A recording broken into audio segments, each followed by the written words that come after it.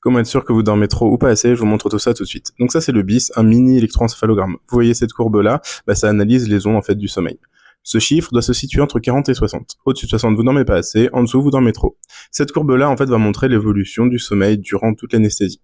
Pour que ça marche correctement, il faut coller 4 petites électrodes sur le front du patient. Elles vont rester du moment avant qu'il s'endorme jusqu'à la fin de l'intervention. Pour savoir si vous dormez bien, on a un autre chiffre. C'est ce chiffre-là, la MAC, qui se calcule en fait en fonction de l'âge. L'idée, c'est qu'on doit se trouver à peu près à 1.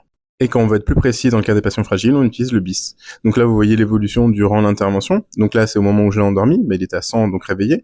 Ça a diminué parce que je l'ai anesthésié. Et là, cette petite montée, c'est le moment en fait où ils ont bougé la jambe parce que ce patient avait une fracture de la hanche.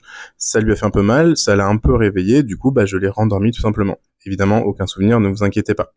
Moi, pendant l'intervention, en fait, mon rôle, c'est de jouer entre la pression artérielle pour pas qu'elle ne baisse trop, le fait qu'il dorme correctement avec mon score de MAC et du BIS. Et voilà.